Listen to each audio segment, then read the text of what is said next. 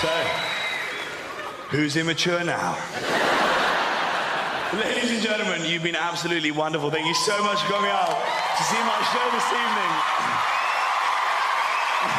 Now, one thing.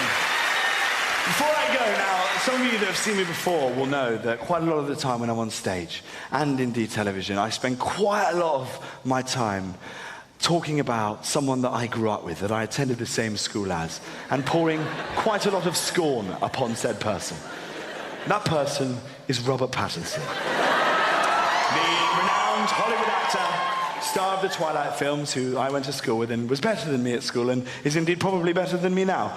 But let me tell you, this evening, I will not be slagging him off because I am over it, all right? I've dealt with it, I've faced my own demons, and I'm not bitter anymore. So, Team Jacob. Now, what I thought I'd do instead is give him, in many ways, the right to reply. Because I went out and I got hold of every single autobiography and biography that's ever been written on Robert Pattinson. And I will end this evening by reading to you a couple of extracts from one of these tomes of shit. Lock the doors. We're in for the long haul. So this is the book that I'm going to end the show by reading to you from. It's Robert Pattinson, a biography by Victoria Blackburn, 1999, bit of a steal. Literally, I shoplifted all of those. And I will be reading to you from the section, the chapter, entitled Rob at School. Rob at School. So, yes. Although it's about when I was at school with Rob together, I'm not actually mentioned at any point in the book, which is fine, because I didn't want to be in your shit book anyway. So here we are, chapter Rob at School. Rob's school friend Hugo remembers how Rob was forever larking around. What a larker. What a fucking larker. Rob was made lunch monitor, recalls Hugo, but it wasn't a role he ever took seriously.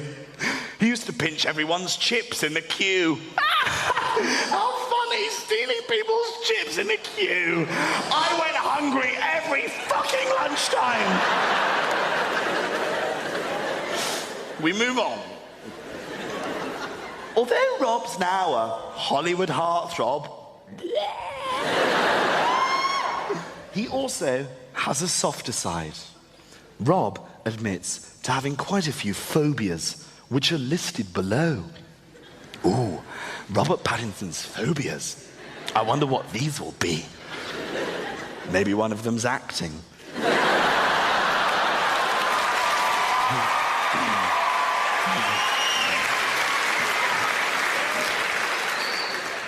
I like this bit.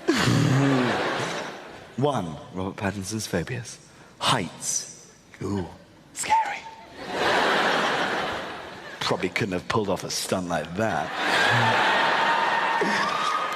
2, darkness. 3, flying.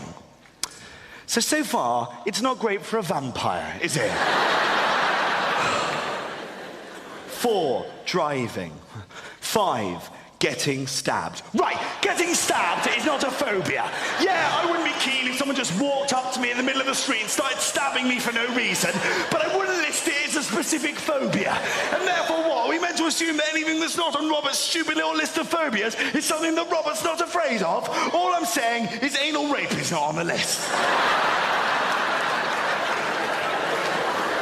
6, floating. Having seen your performance in Water for Elephants, your acting is so wooden you would probably float. 3, school is where Robert discovered his love of acting. One of his earliest roles was one of the leads in a school production of The Crucible, in which he wowed both pupils and teachers alike. Although many say that night he was somewhat overshadowed by the performance of the child playing Villager 6 dressed as Robin fucking Hood.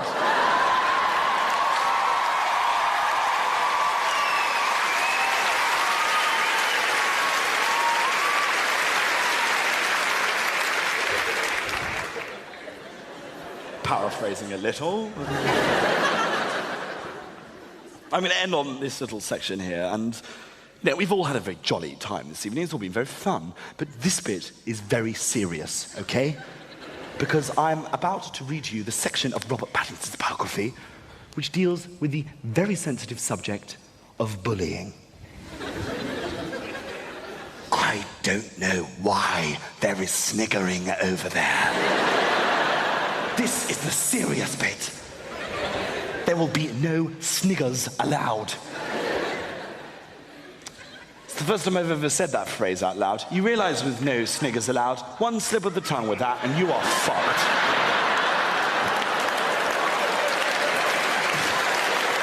We're moving. And look, I don't want anyone thinking here or at home that I'm making light of bullying, because I'm not making light of bullying. I'm a big supporter of anti-bullying. I actually bought one of those anti-bullying charity wristbands when they first came out. So I say bought, I stole it off a fat ginger kid. But serious, please. Bullying.